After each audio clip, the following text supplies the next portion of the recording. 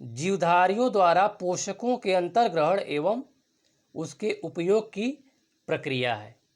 ठीक है, पोषकों मतलब हो गया पोषक पदार्थ, जैसे कि कार्बोहाइड्रेट, फैट, विटामिन, प्रोटीन, ये सारे पोषक के अंतर्गत आते हैं।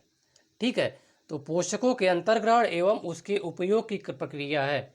तो पोषकों का अंतर्ग्रहण करके हमारा शरीर इसको उसको उपयोग में लाता है। ठीक है, जिससे कि हम स्वस्थ रह सकें और ऊर्जा प्राप्त कर सकें। पोषण के आधार पर जीवधारियों को दो भागों में वर्गीकृत किया गया है। ठीक है, दो भागों में वर्गीकृत किया गया है। पहला है स्वपोषी एवं दूसरा है विषमपोषी। ठीक है, ऑटोट्रॉफिक एंड हेटरोट्रॉफिक न्यूट्रिशन। स्वपोषी एवं विषमपोषी पोषण। ठीक है, तो स्वपोषी क्या होते हैं, मतलब कि स्वपोषी के अंतर्गत हरे पौधे आते हैं, हरे पेड़ पौधे आते हैं, और ये क्या करते हैं, अकार्बनिक पदार्थों से कार्बनिक भोज्य पदार्थों का निर्माण स्वयं करते हैं। ठीक है, अकार्बनिक पदार्थों से कार्बनिक भोज्य पदार्थों का निर्माण स्वयं करते हैं और इन्हें स्वपोषी या ऑटोट्रॉफिक कहते हैं। ठीक है, ऑटोट्रॉफिक या स्वपोषी कहते हैं। इसके अंतर्गत मुख्य रूप से हरे पौधे आते हैं और जीवाणु। ओके, मतलब कि जो हरे पौधे होते हैं प्रकाश संश्लेषण की क्रिया द्वारा भोज्य पदार्थों का निर्माण करते हैं।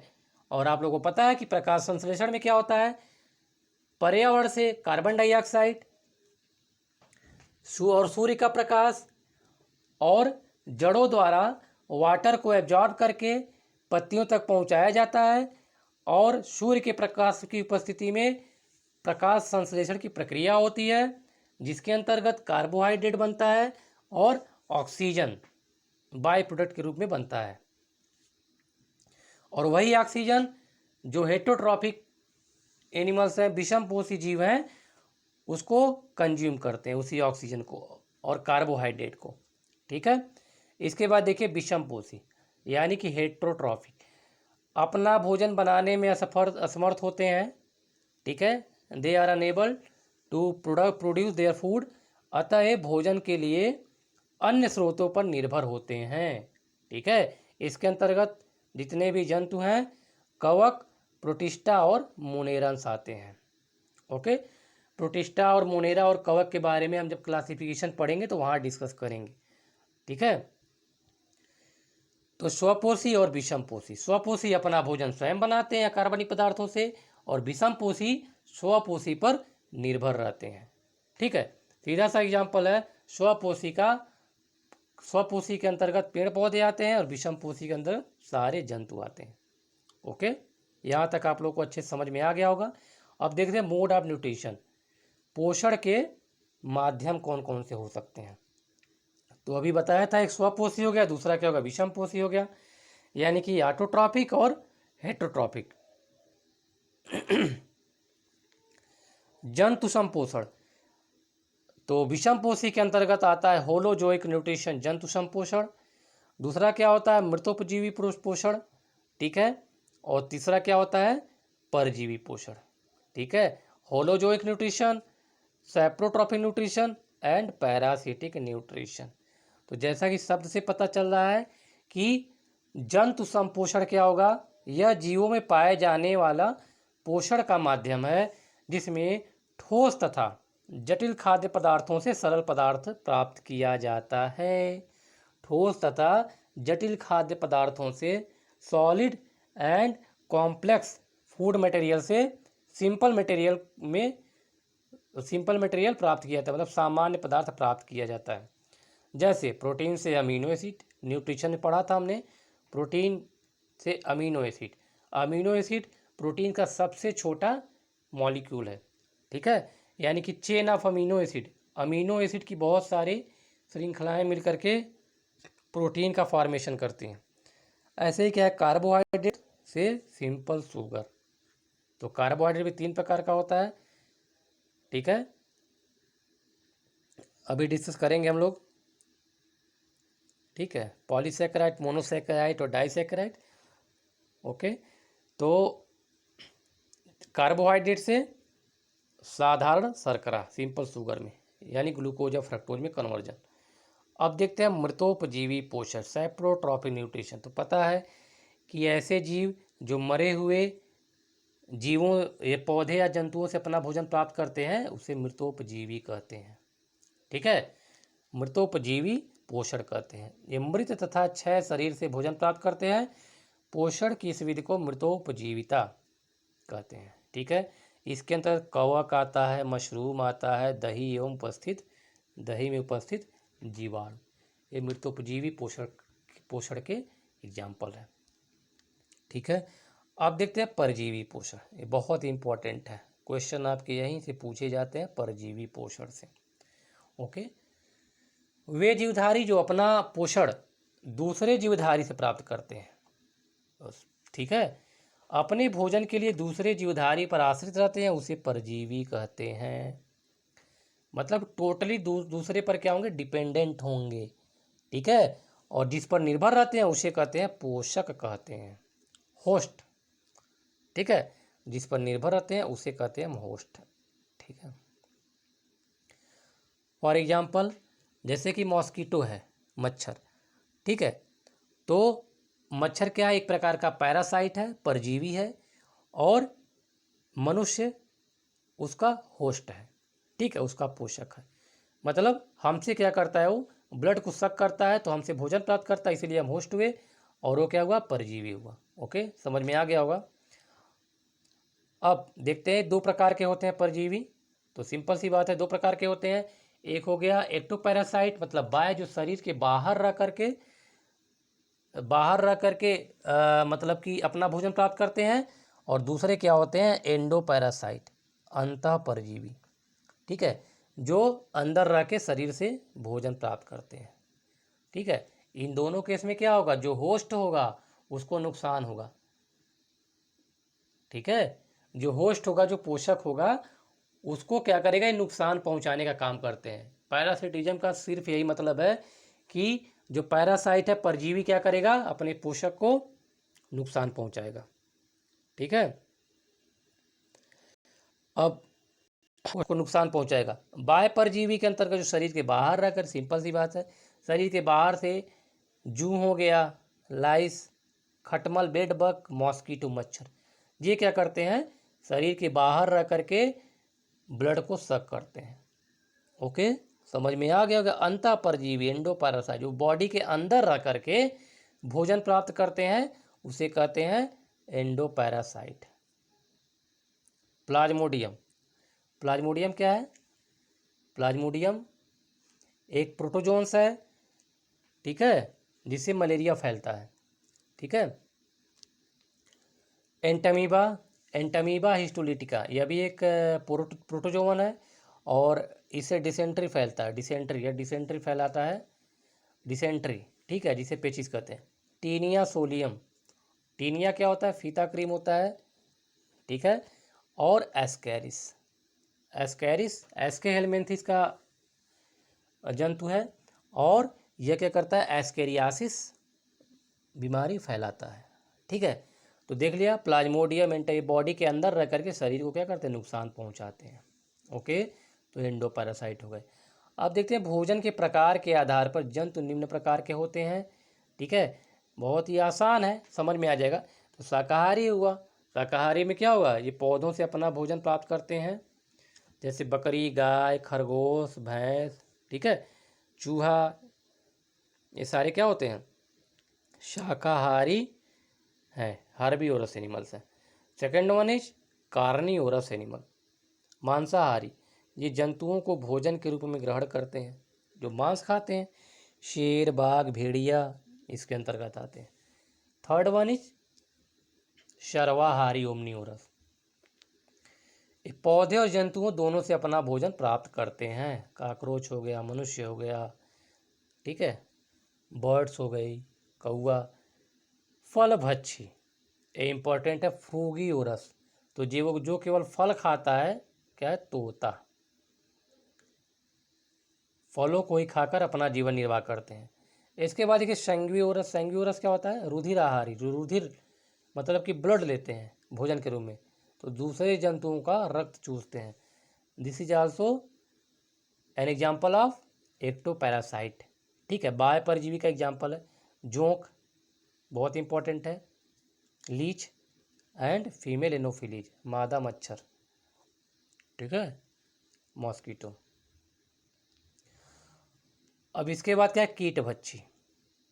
कीटभक्षी जो केवल कीटों को खाते हैं। ठीक है, मेढक, टोड और स्पाइनी चींटी, चींटी खोर। ठीक है, चींटियाँ खाती है। और टोड भी क्या है? एक मेढक की प्रजाति है। डेट्रियोरस या डेट्रिटस, ये क्या होते हैं? सड़े गले एवं कार्बनिक अवशेष को खाते हैं, जैसे अर्थवर्म, केचुआ हो गया। केचुआ क्या करता है? जो सड़े गले पेड़ पौधों की पत्तियां जमीन पर गिरे रहते हैं, इनको क्या करता है? उनके सामान्य अणुओं में तोड़ देता है और खाद का निर्माण करता है। ठीक है, तो केचुआ आ गया। इसके बाद स्कैवेंजर्स, मृत भक्षी, जो मरे हुए जंतुओं का जंतुओं से भोजन प्राप्त करते हैं। तो इसका सिंपल सा एग्जाम्पल है वल्चर। ठीक है, गिद्ध। और पहले, आज के 15 साल 20 साल पहले गिद्ध अक्सर दिखा करते थे जगह जगह पे। कहीं पर भी किसी जानवर की मृत्यु हो जाती थी तो वहाँ पर गिद्ध अपने आप चले जाते थे। ठीक है, और उनको खा जाते थे। लेकिन आज इनकी संख्या कम हो गई है। तो आपको पता होगा कि आज वल्चर, गिद्ध की संख्या बहुत कम हो गई है, जिसका कारण डाइक्लोफेनक सोडियम एक पेनकिलर आता है, दर्द निवारक होता है, एनाल्जेसिक मेडिसिन है। ठीक है, जिसको खाने से क्या मतलब, जो पशु होते हैं, पशुओं को दिया जाता है डाइक्लोफेनक सोडियम, उनके बॉडी को, पेन को दूर करने के लिए। तो उन्हीं मरे हुए पशुओं का मांस इन्होंने खाया और उसके बाद इन पर क्या हुआ? साइड इफेक्ट पड़ा और इनकी संख्या धीरे धीरे कम होने लगी। ठीक है, यह इन्वायरमेंट का टॉपिक है, वहाँ हम डिस्कस करेंगे जब इन्वायरमेंट, जब पॉल्यूशन पढ़ेंगे तो वहाँ बताएंगे। ठीक है, इसके बाद देखिए स्वजाति भक्षी, कैनिबल्स, मतलब ऐसे जंतु, ऐसे जीव जो अपने ही जाति के जीवों को खा जाते हैं, जैसे कि कई सर्प हो गए और तमाम छोटे छोटे कीड़े मकोड़े आते हैं जो अपने ही, मछलियाँ आती हैं, बड़ी मछलियाँ छोटी मछलियों को खा जाती हैं, तो इसे कैनिबल्स कहते हैं, स्वजाति भक्षी। इसके बाद देखिए विष्टा भोजी, कैप्रोफाइगस, तो सिंपल सा एग्जांपल है, ये खरगोश और खरा इसके अंतर्गत आते हैं। और ये क्या करते हैं? जो मॉर्निंग टाइम का, जो सुबह का अपना मल होता है, तो पहले मल को परित्याग करके फिर उसी को क्या करते हैं? खा जाते हैं। ठीक है, ताकि आसानी से सेलुलोज का डाइजेशन हो सके, सेलुलोज का पाचन पूर्ण हो सके। ठीक है, तो ये कोई बहुत ज़्यादा इंपॉर्टेंट नहीं, लेकिन एक बार क्या करना है? ध्यान से इसको देख लेना है। ठीक है, प्रश्न तो यहाँ से पूछे जाते हैं। सॉरी, गला थोड़ा ख़राब है आज मेरा। देखिए, क्वेश्चन यहाँ से बनते हैं, ध्यान से जरा सुनिएगा। विषम पोषी पौधों के प्रकार, टाइप्स ऑफ हेट्रोट्रॉफिक प्लांट्स। तो यहाँ प्लांट से क्वेश्चन पूछे जाते हैं। तो ये क्या होते हैं? परजीवी पौधे, पैरासाइट प्लांट्स। ठीक है, कुछ पौधे पर्णहरित होते हुए भी प्रकाश संश्लेषण द्वारा अपना भोजन निर्माण करने में असमर्थ होते हैं, अतः वे भोज्य पदार्थों के लिए अन्य पौधों पर निर्भर रहते हैं। ठीक है, मतलब सारे पौधों में क्लोरोप्लास्ट तो पाया जाता है, क्लोरोफिल पाया जाता है, और इसका काम क्या होता है? प्रकाश संश्लेषण में मदद करना। ठीक है, तो पाया तो जाता है, लेकिन फिर भी ये प्रकाश संश्लेषण द्वारा अपने भोजन का निर्माण करने में असमर्थ होते हैं, नहीं कर पाते हैं, अतः वे भोज्य पदार्थों के लिए अन्य पौधों पर निर्भर रहते हैं। तो पौधा है तो जंतु से भोजन प्राप्त नहीं करेगा, तो किससे प्राप्त करेगा? किसी पौधे से ही। ठीक है, तो ऐसे पौधों को क्या कहते हैं? पैरासिटिक प्लांट्स कहते हैं। ठीक,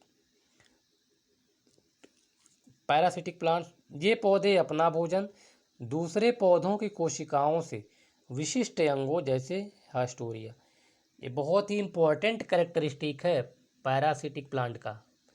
तो एग्जाम में पूछा गया क्वेश्चन, परजीवी पौधे का सबसे महत्वपूर्ण अंग कौन सा है, या मुख्य उसका लक्षण कौन सा होता है?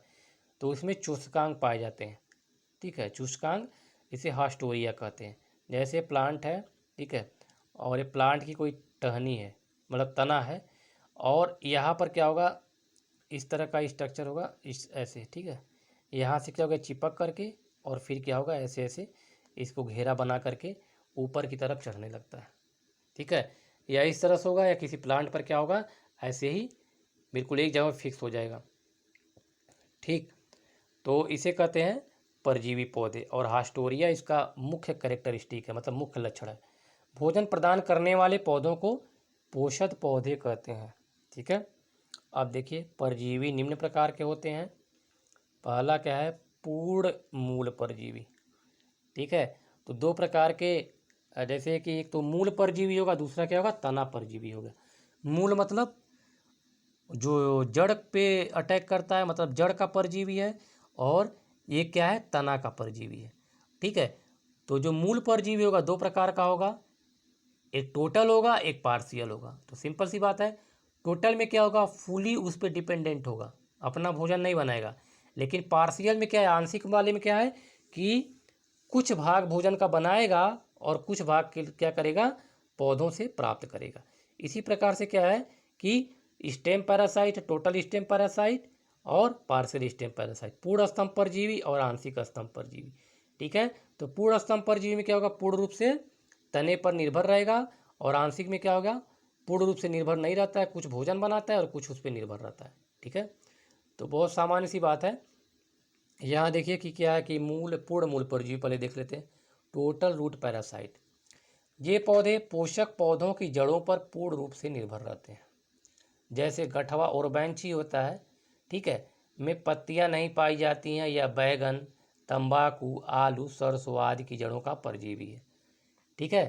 तो क्वेश्चन पूछा जाता है, मतलब कि सिंपल सा पूछा जाता है, केवल हमें एग्जाम्पल याद करना है। पूर्ण मूल परजीवी कौन सा है, ठीक है। आंशिक मूल परजीवी कौन सा है, निम्नलिखित में से पूर्ण स्तंभ परजीवी कौन सा है, आंशिक स्तंभ परजीवी कौन सा है, ठीक है। तो पूर्ण मूल परजीवी बहुत ज़्यादा इंपॉर्टेंट नहीं है, लेकिन एक बात याद करिए, ओरोबैंची, ठीक है, या गठवा जिसे कहते हैं, में पत्तियां नहीं पाई जाती हैं, और बैगन, तंबाकू, आलू, सरसों की जड़ों पर का परजीवी है, उससे भोजन प्राप्त करता है। इसके अलावा इंदूरी, जिसे बिलेनोफोरा कहते हैं, तथा रेफलेसिया, रेफलेसिया विश्व का सबसे बड़ा पुष्प है, और इसका डायमीटर लगभग, मतलब व्यास लगभग क्या होता है, 1 मीटर के बराबर है। ये जैसे पुष्प हो गया, जे वाला एरिया 1 मीटर के बराबर होता है, ठीक है। तो सबसे बड़ा पुष्प है रेफलेसिया। तो रेफलेसिया के बारे में पूछा गया है। रेफलेसिया क्या है, पूर्ण मूल परजीवी है, ओके। आंशिक मूल परजीवी, आंशिक में क्या होगा, इस वर्ग के पौधे आंशिक रूप से अन्य पौधों की जड़ों पर निर्भर रहते हैं, ठीक है। पोषक की जड़ से खनिज लवण व जल अवशोषित करते हैं, तथा पत्तियों में पड़हरित की सहायता से, क्लोरोफिल की सहायता से अपने भोजन का निर्माण करते हैं, ठीक है।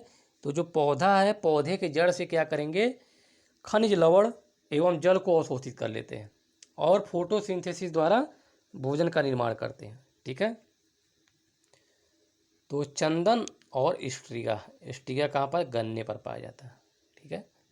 इसके बाद देखिए पूर्ण स्तंभ परजीवी, ये इंपॉर्टेंट है, पूर्ण स्तंभ परजीवी, क्योंकि बार बार पूछा जाता है। इसका एग्जाम्पल जो है कुसकुटा या अमरबेल है। नींबू, बेर, करौंदे, नींबू या बेर का पेड़ देखा होगा, उसके चारों ओर क्या होता है, यह घूम करके ऊपर की ओर चढ़ता है, ठीक है, अमरबेल कहते हैं इसको। तो ये पौधे स्तंभ की कोशिकाओं पर पूर्ण रूप से निर्भर रहते हैं, जैसे कि कुसकुटा या अमरबेल। तो पूर्ण स्तंभ परजीवी का एग्जाम्पल इसे याद कर लेना है कि कुसकुटा या अमरबेल होता है, और नींबू और बेर से अपना भोजन प्राप्त करता है। इसके बाद आंशिक स्तंभ परजीवी, पार्शियल स्टेम पैरासाइट, ये पौधों के तने की कोशिकाओं से जल तथा खनिज लवण को अवशोषण करके स्वयं भोजन का निर्माण करता है, ठीक है। तो आंशिक है तो सीधी सी बात है, आधा भोजन उससे प्राप्त करेगा। पौधे के तने की कोशिकाओं से जल व खनिज लवण, तो जो आंशिक मूल परजीवी था, वो भोजन कहाँ से प्राप्त किया उसने, जड़ से खनिज लवण और जल अवशोषित किया जड़ से। और आंशिक में क्या होगा, तने से, क्योंकि तना परजीवी है तो तने से प्राप्त करेगा। इसका एग्जाम्पल है विस्कम, ओक। विस्कम जो होता है, ओक एवं सेब ओक और सेव का पौधे पर क्या करता है, पौधे के तने से भोजन प्राप्त करता है। ऐसे ही क्या है, लोरेंथस शीशम और बबूल के तने से अपना भोजन प्राप्त करता है। ठीक है, तो भोजन प्राप्त करने का मतलब हुआ खनिज और जल प्राप्त करता है। ओके, अब दूसरा क्या है, मृतोपजीवी पौधे, मृतोपजीवी सैप्रोफिटिक प्लांट। ये विषमपोषी पौधे हैं जो अपना भोजन मृत एवं क्षय कार्बनिक पदार्थों से प्राप्त करते हैं।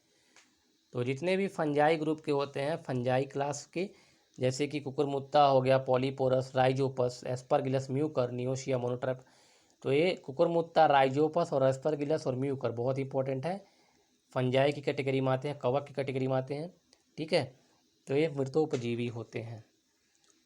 ओके, इंसेक्टिवोरस प्लांट, कीटभक्षी पौधे, ये बहुत इंपॉर्टेंट है और 3-4 इसके एग्जाम्पल है, उसको याद करना बहुत ही जरूरी है, बार बार एग्जाम में पूछा जाता है। Which of the following is the example of insectivorous plant, कीटभक्षी पौधे का उदाहरण कौन सा है। ठीक है, तो अगर इस तरह कहीं भी ड्रोसेरा, डायोनिया, निपेंथिस या पिक्चर प्लांट, घटपड़ी भी कहते हैं, और यूट्रिकुलेरिया ब्लैडरवर्ट, अगर इस तरह के 4 नाम कहीं पर दिख जाए, ठीक है, ड्रोसेरा को सन ड्यू भी बोलते हैं, सन ड्यू। ठीक है, ड्रोसेरा, डायोनिया, निपेंथिस एंड या पिक्चर प्लांट और यूट्रिकुलेरिया, अगर इस तरह का एग्जाम्पल दिख जाए तो समझ जाइए कीटभक्षी पौधे का उदाहरण है, इंसेक्टिवोरस प्लांट है। ठीक है, अब देखिए होता क्या एक्चुअली, ये चूँकि प्लांट है तो फोटोसिंथेसिस तो होगा ही, तो फोटोसिंथेसिस द्वारा फूड का प्रोडक्शन करते हैं। ठीक है, मतलब भोजन का निर्माण तो करते हैं, लेकिन इसमें नाइट्रोजन की कमी होती है, और नाइट्रोजन की कमी को पूरा करने के लिए ये इंसेक्ट को खाते हैं। ठीक है, मतलब कि इंसेक्ट से अपना भोजन प्राप्त करते हैं सिर्फ नाइट्रोजन के लिए, अब बाकी का अपना भोजन तो बनाते ही है। ठीक है, तो ये भी क्वेश्चन पूछा था, कीटभक्षी पौधे कीटों का भक्षण क्यों करते हैं, क्योंकि नाइट्रोजन की पूर्ति के लिए। ठीक है, कहाँ पर उगते हैं, जहाँ पर नाइट्रोजन की कमी होती है, तो नाइट्रोजन की कमी जहाँ पर होगी वहाँ पर अगर इनका ग्रो होगा तो नाइट्रोजन क्या करें, कीटों से प्राप्त करते हैं। ठीक है, ये पौधे अपने भोजन का निर्माण स्वयं करते हैं, परंतु ऐसे स्थान पर उगते हैं जहाँ नाइट्रोजन की कमी होती है, इस कमी को पूरा करने के लिए वे कीटों का भक्षण करते हैं। इन पौधों को कीटभक्षी या इंसेक्टिवोरस प्लांट कहते हैं, और इन्हें कहीं कहीं पर मांसाहारी पौधे भी कहा जाता है। ठीक है, तो मांसाहारी से कंफ्यूज नहीं होना, मांसाहारी का मतलब ऐसा नहीं कि मांस खाता है। ओके, मतलब कीटभक्षी पौधा है। ड्रोसेरा, ठीक है, ड्रोसेरा या सनड्यू, ड्रोसेरा में कहते हैं बड़ी बड़ी ऐसे पत्तियां होती हैं, और इस पर क्या होता है, एक रासायनिक पदार्थ का श्रावण होता है, और जब सूर्य का प्रकाश पड़ता है तो बहुत तेजी से वही ओस की बूंदों की तरह क्या होता है, या चमकता है, इसीलिए इसे ड्रोसेरा को सन ड्यू प्लांट भी बोलते हैं। सन और ड्यू, ड्यू मतलब क्या होता है, ओस की बूंदें, DEW, सन ड्यू। ठीक है, तो ऐसा लगता है कि ओस की बूंदें हैं और एक चिपचिपा पदार्थ का श्रावण करता है, पत्तियों श्रावित होती हैं पत्तियों द्वारा, और उसी पत्तियों पर बिल्कुल चिपकी होती हैं। तो जैसे कोई कीट या कीड़ा मकोड़ा उस पर जाता है तो उसके पंख और पैर चिपक जाते हैं, और धीरे धीरे क्या करता है, उसको उसी में अंदर चले जाते हैं और नाइट्रोजन की कमी को अपनी पूरा कर लेता है। ठीक है, इसी प्रकार से डायोनिया दूसरा एग्जाम्पल है। तीसरा क्या, निपेंथिस या घटपर्डी। तो घटपर्डी नाम से क्या पता चला, घटपर्डी मतलब इस तरह का घड़े के समान इसका संरचना होगा। ठीक है, और ये घड़े के समान होता है, और ऊपर ही क्या है, इसका लीड होता है, लीड। ठीक है, ढक्कन की तरह होता है, और जैसे कोई इंसेक्ट अंदर जाता है ये क्या होता है, ऊपर से गिर जाता है। ठीक है, लीड बंद हो जाता है और अंदर इसको क्या किया जाता है, नष्ट कर दिया जाता है, और यह पौधा नाइट्रोजन की कमी को पूरा कर लेता है। ठीक है, घटपर्डी, अगर मौका मिले तो एग्जाम्पल डाल करके इसका इमेज देख लीजिएगा। ठीक है, तीसरा क्या है, इसे देखिए 3 नाम है इसका, निपेंथिस, NEPENTHES,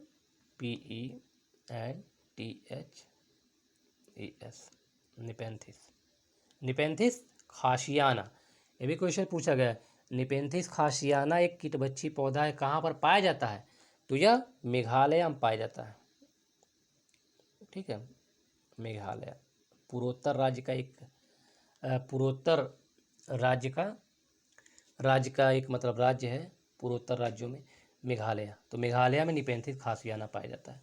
ठीक है, निपेंथिस पिचर प्लांट या घटपर्डी, तीनों इसके नाम है। ठीक है, कन्फ्यूज मत होगा। और थर्ड क्या, यूट्रिकुलेरिया या ब्लैडर वर्ट।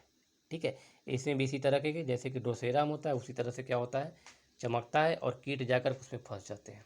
ओके, तो चारों नाम याद करिए, बहुत इंपॉर्टेंट है, बार बार एग्जाम में पूछे जाते हैं। अब सबसे इम्पोर्टेंट हमारा सेक्शन आ गया। अभी तक क्या चल रहा था कि मतलब बेस हम लोग एक देख रहे थे, एक आधारभूत संरचना बना रहे थे। ठीक है, एक अपना एक आधार बना रहे थे कि न्यूट्रिशन में क्या क्या हमको पढ़ना है कैसे। ठीक है, तो अब सबसे इम्पोर्टेंट सेक्शन है, यहाँ से हमारे यहाँ क्वेश्चन पूछा जाता है, किसी भी एग्जाम में यहाँ से क्वेश्चन पूछा जाता है। अब देखिए, कार्बनिक पदार्थ, दो प्रकार के पदार्थ होंगे, दो प्रकार का मटेरियल होगा, एक कार्बनिक होगा, दूसरा क्या होगा, अकार्बनिक होगा। ठीक है, यानी कि ऑर्गेनिक मटेरियल होगा, दूसरा क्या होगा, इनऑर्गेनिक मटेरियल होगा। दो प्रकार के होते हैं। तो ऑर्गेनिक में, कार्बनिक में जटिल कार्बनिक जैव अणु, जब न्यूट्रिशन पढ़ा था हमने तो वहाँ डिस्कस किया था, जटिल कार्बनिक जैव अणु, कॉम्प्लेक्स ऑर्गेनिक बायोमॉलिक्यूल। ठीक है, कॉम्प्लेक्स ऑर्गेनिक बायोमॉलिक्यूल्स। दूसरा क्या है, सिंपल ऑर्गेनिक बायोमॉलिक्यूल्स। ठीक है, तो कार्बनिक के अंतर्गत दो आते हैं, एक जटिल होगा, दूसरा क्या होगा, सामान्य होगा। तो जटिल के अंतर्गत मतलब जिसका स्ट्रक्चर बहुत ही ज़्यादा कॉम्प्लेक्स होगा, on the basis of structure, यानी बहुत बड़े मॉलिक्यूल्स होते हैं। तो जटिल में कार्बोहाइड्रेट होगा, प्रोटीन और लिपिड, तीन आते हैं। और लिपिड, लिपिड को जनरली हम क्या कहते हैं, फैट या वसा कहते हैं, लेकिन लिपिड कहना ज़्यादा उचित है, क्योंकि लिपिड को 5 क्लास में डिवाइड किया गया। एक फैट है, फैट आ गया यहाँ पे। ठीक है, फैट, ऑयल तेल, कोलेस्ट्रॉल बहुत इंपॉर्टेंट है, मोम वैक्स एंड लिपोप्रोटीन। तो लिपोप्रोटीन का काम क्या है, ब्लड में कोलेस्ट्रॉल का परिवहन करता है, रुधिर में कोलेस्ट्रॉल का परिवहन करता है। ठीक है, अब देखिए, कार्बनिक पदार्थ है, अकार्बनिक पदार्थ है। कार्बनिक पदार्थ के अंतर्गत दो आते हैं, एक जटिल कार्बनिक जैव अणु, दूसरा सामान्य कार्बनिक जैव अणु। तो सामान्य कार्बनिक जैव अणु के अंतर्गत विटामिन आते हैं, जटिल कार्बनिक जैव अणु के अंतर्गत कार्बोहाइड्रेट, प्रोटीन और लिपिड। लिपिड को हमने 5 क्लास में डिवाइड किया, एक वसा है, दूसरा तेल है ऑयल, तीसरा कोलेस्ट्रॉल, चौथा मोम, पांचवा लिपोप्रोटीन। ओके, यहाँ तक क्लियर हो गया होगा। अब हम सबसे पहले देखते हैं कार्बोहाइड्रेट के बारे में। ये बात हमेशा देखिए, जटिल कार्बनिक जैव अणु कौन, तीन ही आते हैं इसमें, कार्बोहाइड्रेट, प्रोटीन और लिपिड। ठीक है, लिपिड या फैट या आयल इस तरह का कोई भी एग्जाम्पल हो, कोलेस्ट्रॉल भी आपका जटिल कार्बनिक जैव अणु है। और सामान्य में एक ही आएगा बस, विटामिन। ओके, और अकार्बनिक पदार्थ में, अकार्बनिक आयन से सोडियम, पोटेशियम, कैल्शियम, मैग्नीशियम, जितने भी आयन्स होते हैं ये अकार्बनिक पदार्थ में।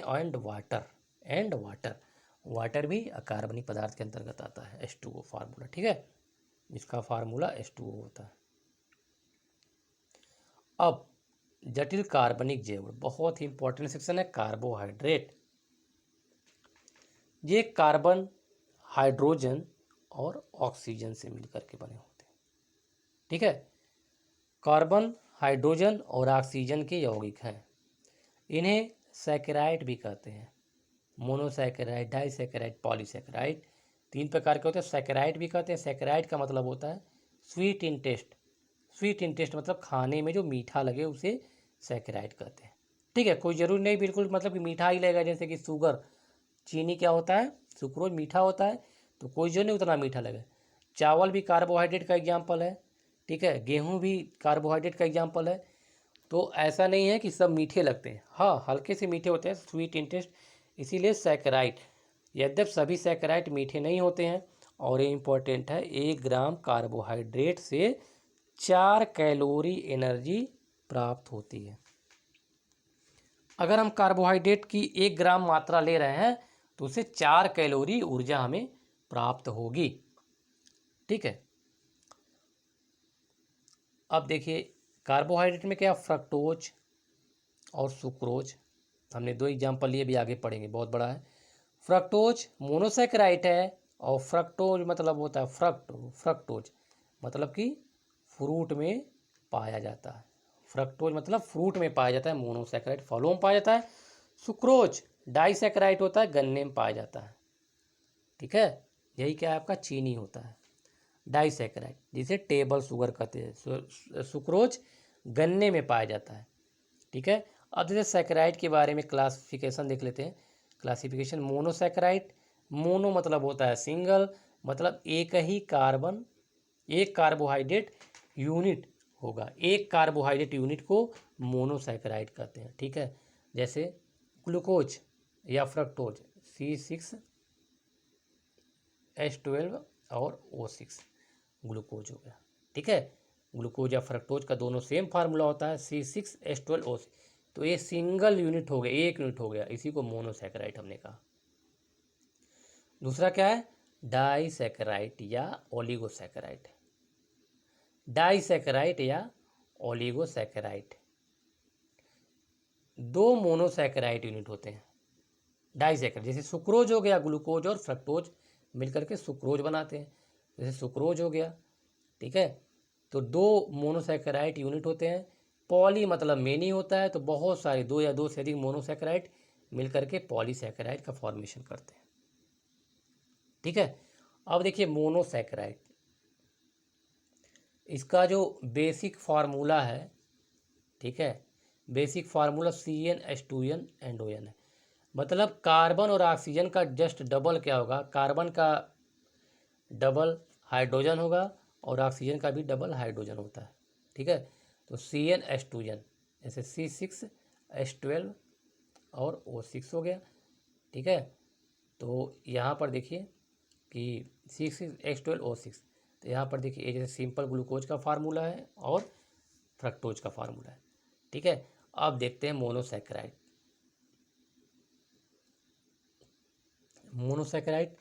मोनोसैकराइड में कार्बन परमाणुओं की उपस्थिति के आधार पर मोनोसैकराइड को निम्न वर्गों में वर्गीकृत किया जाता है। ठीक है, पहला क्या है, ट्रायोज। ट्राई मतलब होता है 3, टेट्रा मतलब होता है 4, ठीक है, पेंटा मतलब होता है 5, हेक्सा मतलब होता है 6 होता है। ठीक है, अब देखिए तो ट्रायोज मतलब 3 कार्बन एटम से ग्लिसरैल्डिहाइड होगा। ठीक है, ग्लिसरैल्डिहाइड। और टेट्रोज एरिथ्रोज टेट्रोज होगा, ब्लड में पाया जाता है। पेंटोज राइबोज DNA और RNA में पाया जाता है। पेंटोज शुगर, टेट्रोज यानी एरिथ्रोज कहाँ, ब्लड में। और हेक्सोस ग्लूकोज, फ्रक्टोज, गैलेक्टोज और mannose. These are monosaccharide unit. ठीक है, तो एग्जाम्पल याद कर लीजिए, मोनोसैकराइड के एग्जाम्पल हैं ग्लूकोज, फ्रक्टोज, गैलेक्टोज और मैनोज, सबका फार्मूला लगभग सेम होता है। ठीक है, ग्लूकोज, फ्रक्टोज, गैलेक्टोज और मैनोज, ये example of hexose sugar and monosaccharide. हमारे आनुवंशिक पदार्थों DNA और RNA की संरचना पेंटोज शर्करा उपस्थित होती है।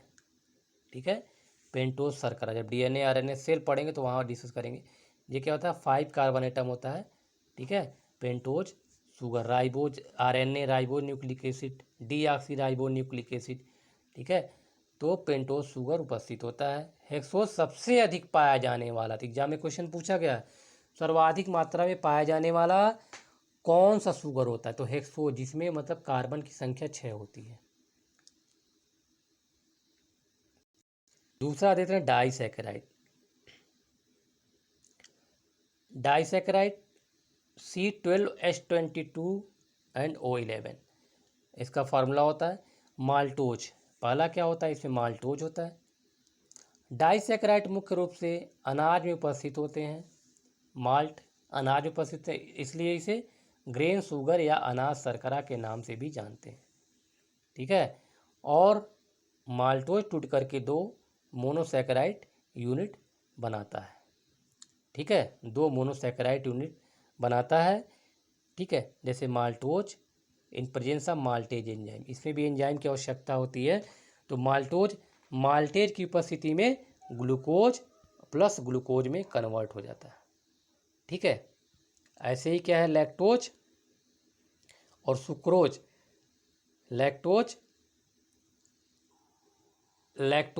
लैक्टेज की उपस्थिति में और सुक्रोज की उपस्थिति में लैक्टोज ग्लूकोज और गैलेक्टोज में कन्वर्ट हो जाता है। ठीक है, और सुक्रोज ग्लूकोज प्लस फ्रक्टोज में कन्वर्ट होता है। याद करना बहुत ज़रूरी है कि लैक्टोज पाया कहाँ जाता है, तो मिल्क में पाया जाता है। यह मिल्क शुगर दूध में पाया जाता है, इसलिए इसे मिल्क शुगर या दूध शर्करा भी कहते हैं। ठीक है, माल्टोज क्या था, grain sugar. Lactose milk sugar है और सुक्रोज टेबल शुगर है। ठीक है, चीनी जाता है। लैक्टोज ग्लूकोज और गैलेक्टोज में कन्वर्ट हो जाता है। सुक्रोज क्या कन्वर्ट होगा, किसमें, ग्लूकोज प्लस फ्रक्टोज में कन्वर्ट हो जाता है। ठीक है, सुक्रोज ग्लूकोज प्लस फ्रक्टोज में कन्वर्ट हो जाता है। ठीक है, तो थोड़ा सा ध्यान देने वाली बात है, एक बार फिर से हम रिवाइज करते हैं कि 3 प्रकार के डाइसैकेराइड हैं। ठीक है, एक है माल्टेज की उपस्थिति में ग्लूकोज प्लस ग्लूकोज में टूट जाता है। ठीक है, जिसे हम क्या कहते हैं, ग्रेन शुगर। माल्टेज को ग्रेन शुगर कहते हैं, माल्टोज को। ठीक है, लैक्टोज को मिल्क शुगर कहते हैं क्योंकि यह दुग्ध में उपस्थित होता है और ग्लूकोज प्लस गैलेक्टोज में कन्वर्जन होता है, ग्लूकोज प्लस गैलेक्टोज में बदल जाता है। सुक्रोज ग्लूकोज प्लस फ्रक्टोज में बदल जाता है। ठीक है, तो मैं आशा करता हूँ कि आप लोगों को अच्छे से समझ में आ जाएगा। ठीक है, समझ में आ गया होगा। अब इसका जो आगे का पार्ट है हम दूसरे क्लास में डिस्कस करेंगे, क्योंकि थोड़ा सा साइंस जो होता है बहुत ही थोड़ा मतलब कि टफ हो जाता है ऐसे स्टूडेंट के लिए जो मतलब नॉन साइंस बैकग्राउंड के रहे हैं, जो आर्ट साइड शुरू से पढ़े हुए हैं, उनके लिए थोड़ी सी दिक्कत होती है। ठीक है, इसलिए थोड़ा सा छोटा वीडियो बना रहे हैं ताकि आसानी से आपको समझ में आए। और अगर 2 से 3 बार इसको कंटिन्यूसली अगर देख रहे हैं तो आपको आसानी से सारे टर्मिनोलॉजी समझ में आ जाएंगे। दोस्तों, अगर आपको वीडियो अच्छा लगे तो इसे लाइक कीजिएगा, सब्सक्राइब कीजिए और अपने दोस्तों को शेयर कीजिए। नेक्स्ट वीडियो में हम इसका आगे का पार्ट कवर करेंगे। ओके।